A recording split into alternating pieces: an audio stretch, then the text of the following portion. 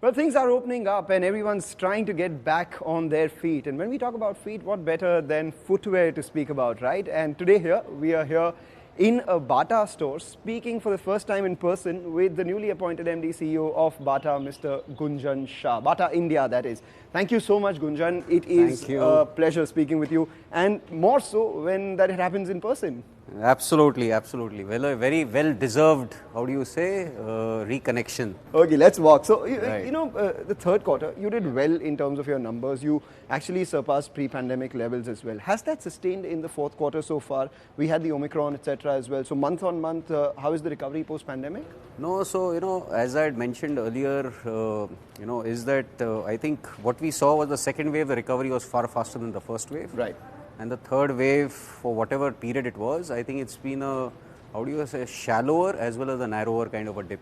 There was some impact, but I'm sure that the recovery is going to be equal faster this time. So you do better than pre-pandemic levels in the fourth quarter as well? We will look forward to that, absolutely. And that continues as a trend now sustainably, provided there is no other way? Absolutely.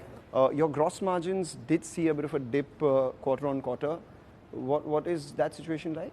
Actually, we didn't see too much of a dip, Mangalam, right? It was a minor piece, more in terms of correction for, old inventories, etc. But our underlying margins have been intact. So we've taken timely action. In fact, we had a double whammy. It was not only raw material prices, but also GST on a certain part of our portfolio. Right. The rate did change for footwear less than 1,000. But I think the team did a fantastic job adroitly navigating. What proportion of your footwear is sub 1,000 rupees? About 50%. 50% of your sales. So your EBITDA margins, which were close to around that 20% mark, pre-pandemic it's been 26, 27%. I've looked at your numbers, it's 32% at peak as well. When do they go back to those levels? Fundamentally, the piece that we are working towards is on both levers, right? One is that scale matters a lot in the retail business. So the more faster we get our sales recovery going, and which we are seeing, right? The quarter 3 versus quarter 2 is a big jump, almost doubling of profits. Right now, they have gone into making sure that basically at least this raw material as well as the GST impact got negated, along with some price increases. Hopefully, going forward, they might even flow into the margins. And the volumes, are they back to pre-pandemic levels? So, last quarter, we saw basically recovery going ahead of pre-pandemic. In fact, except for the last few weeks of Omicron in December, I think we saw even faster recovery. And I'm looking forward to that going forward. Gunjan Shah, it's just been almost a year, if you must, not even one full year at the helm of Bata. What have you noticed so far? What are the plans going ahead? So, there are multiple vectors, Mangalam, that we are working on, right? It's been about 9 months actually, right, to be accurate, right? And I think one is, first and foremost, we want to make sure that our portfolio evolutes in line with basically the consumer trends, right? And the big trend that I see amongst some others also, but the big one is basically casualization and sneakerization of footwear, right? And I think consumers are used to it basically based on that work from home philosophy that they have been through, and I think we are more than wanting to make sure that we latch on to the trend. You're trying to convince the convinced already. I'm a sneaker junkie, if I may use that word. But the one thing that Bata has always stood for in the past is a company of the slightly older generation, and it's not as young. But has that change happened in the customer's mind? Is there any data to suggest that? No, absolutely. I think it's a journey, right? Bata is a 100-year-old brand, right? So transforming it is also a journey. But it's something that has given us very encouraging results, right? It's showing up on multiple parameters, right? Whether it be average realization that we get, that's going up. Right, the fashion quotient has gone up. So average realization of the last 4 years would have gone up by almost 30%. Okay, and currently it's around 900? It's about 900 or so, right? And the other piece that we see is also the average age. We track consumers. We've got a very large loyalty database of consumers, etc. When we track them, we have seen that there is almost a 15 to 20% drop in the average age of consumers. What is the average age of the consumer right now? Now in the mid-30s. Okay. And that is something that we are seeing even after the sneakerization campaign that we ran last quarter, it has dropped even further. So I'm saying that it's a journey, but I see very promising signs. Mid-30s is also, much higher than India's median age. Absolutely. So there's still some way to go. Exactly. So you're looking at a much younger Bata customer. Absolutely. And the other thing with sneakers, being a sneaker enthusiast myself, I know that there are a lot of these products which are iconic. Say, use competitors' product names, Nike Air Jordan 1s, you have Adidas, which is known for a certain Stan Smith silhouette, and you have Puma with their RSX collection and all of that and stuff. Bata really doesn't have a sneaker that stands out or is aspirational for people to go ahead and buy. So what is your draw? Why would you, why would anyone buy a Bata sneaker as against some other company? No, it's a valid question, Mangalam. So I think the way we see it, right, the sneaker is a portfolio of usage occasions, right? And performance sports is one part of it, a big part of it, but one part of it, right?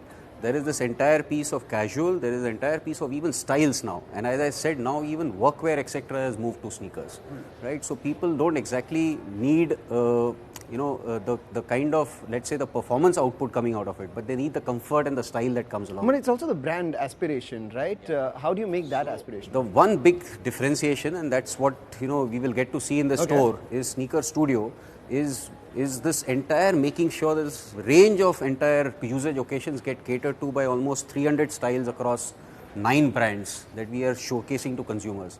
And we have started this almost about 6 months back, but I think the kind of response that we are getting, our sneaker sales are surging ahead. They are recovering even faster than what I talked about overall. So what's the average selling price of the sneaker? It's about 1.5 times the overall average sale. So close to around 18, okay, 1500. And how about the margins of a sneaker? Are they more margin accretive? They would be slightly higher than the overall margins. Okay, so going forward, currently you have about 20% of your sales coming in from sneakers. What is your target? Where does it go? It goes to, eventually we would like to see this become almost 50% of our sales. By when? Eventually? Wow. Yeah. I would say that in the next few years we should reach there. By the end of this year would be around 30%? Should be. Okay. And by then, what does your overall revenue picture look like? Pre-pandemic, of course, you peaked at close to around 3,000 odd crores. The way I look at it is, I think last quarter we left 2019 behind. So now it's a question of looking forward. So I think looking at growth going forward from there. How much does school account for in your overall scheme of things? Because schools are now opening up as well. It roughly accounts for Mangalam about 8 to 9% of our turnover, right? I think last quarter we saw about 4%, so halfway there. And offices? Offices, I think, recovered much faster. I think that bounces back much faster, right? So that did recover back. But as I said, sneakers is the one that led the charge. So let's talk about sneakers itself then. Once you have, say, 25 to 30% of your revenues coming in from sneakers, how much more margin accretive will they be to the overall business? See, what also happens, right? I can't give you numbers, but what does happen, right, is that one is, as I said, the base margins are roughly at par or slightly higher. Right. But as scale goes up, right, our knowledge of this entire ecosystem goes up, of materials, of the suppliers, the manufacturing techniques, etc.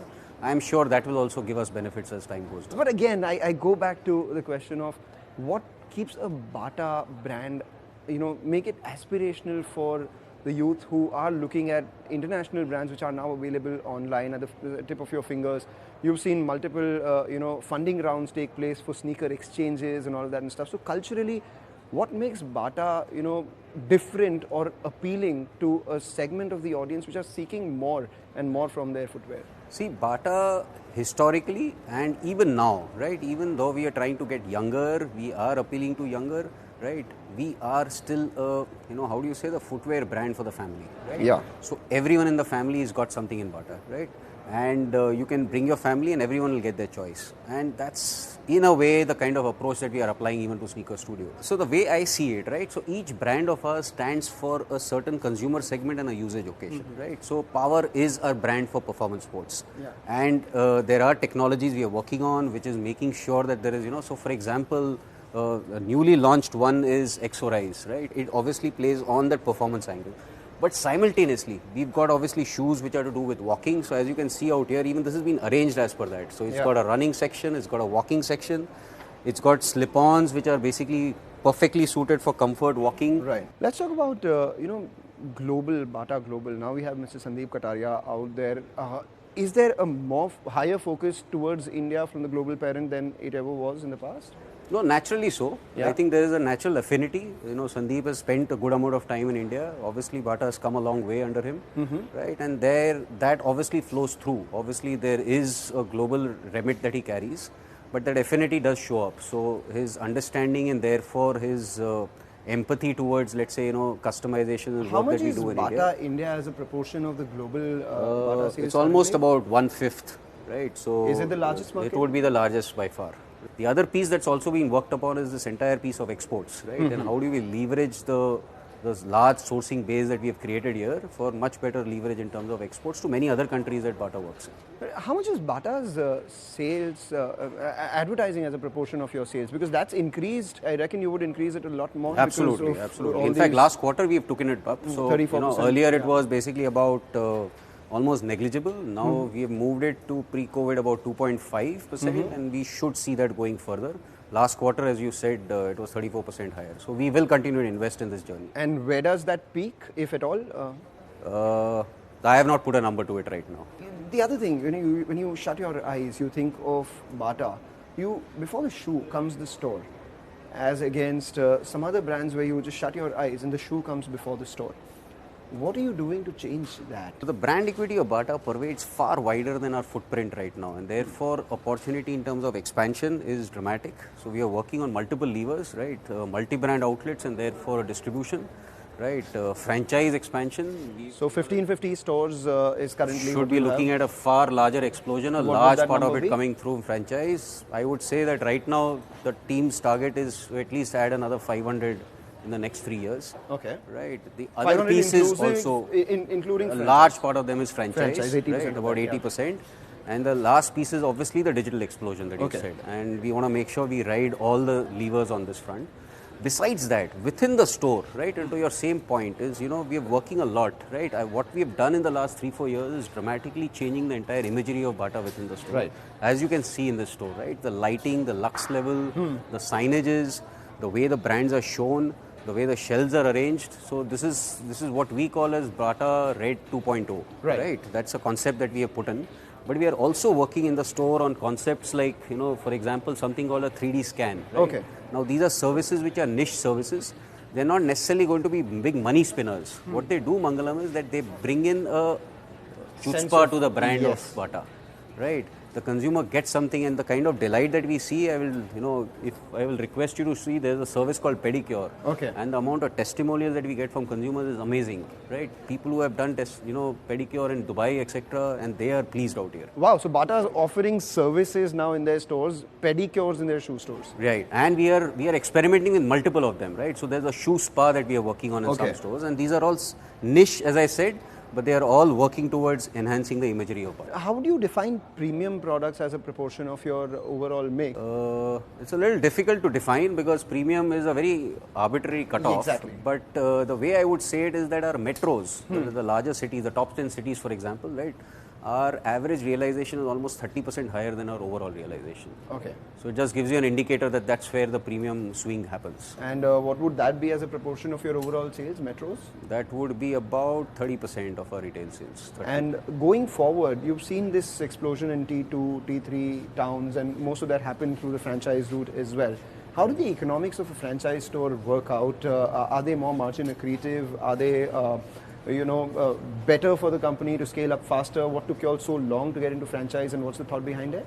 Oh, that's a lot of questions, Mangalam, in one question, right? But a short, sweet answer: it is a profitable model, and more importantly, it also, allows us to partner with a far larger set of entrepreneurs and leverage the large entrepreneurial base that India has. And I think it's a win-win outcome. So FY25, if I look at Bata, based on what you've told me right now so far, you have roughly 2,000 stores across your universe?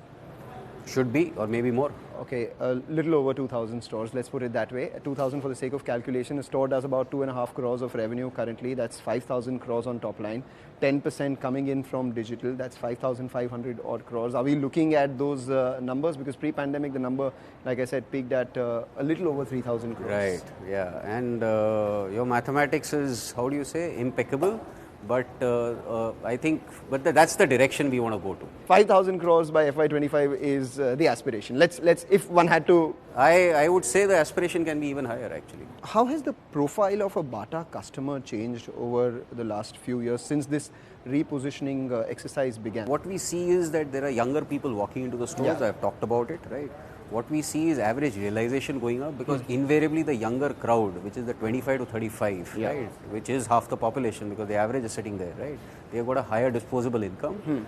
Our styles are now more appealing to them. So it has forced the organization to change the way we think. So what are your thoughts on brands as a whole, would you want to partner with already established strong brands in the world and sell them in store, or would you want to cultivate newer brands yourself, or maybe look at acquisitions of D2C brands which are also doing extremely well? A lot of them got funded and valued at over $1 billion as well. I would say that everything's open, right? We are not close to any option. As long as it makes a strategic fit and there is value on the table, we are open to it. To acquisitions, that is. All the three options. All the three options. No, because say another recently listed player on the bourses, we had Metro Brands. Their strategy is now moving away from their own core brand, which is growing at a stable rate or a certain rate, predictable rate, to onboard new brands and be the sole seller of those brands. So I would say that, I understand the point you're making, right? So I don't think we are making either or choice. Okay. Right? So we believe that there is a long-term strategic necessity of having your own brand. Yes. Right? And we've got a very strong legacy, right? And there is an agenda on the work on that front, right? We've got a multitude of brands besides the overall Bata brand.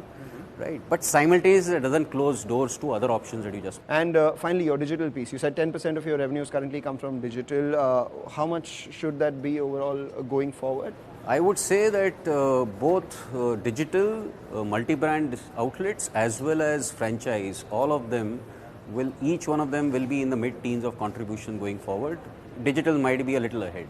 What about your market share? Where does it stand right now? How do you measure that, and what's the target there? So the way we see it, it's not there's no syndicated market share report that is available, but whatever sources that we carry, it's somewhere in the mid-teens, right? And that's where it stands. And obviously we want to make sure that our revenue trajectory keeps adding to it. And it's been growing steadily, or has there been... It's not something that is very, very analytically available, but from whatever sources that we have, we've been largely stable, I would say. Any final parting thoughts that you have? I would invite all your viewers to experience the new Bata and, step forward with full confidence. All right, step forward with full confidence. Thank you so much, Gunjan. Thank you. This was a pleasure. Thank you.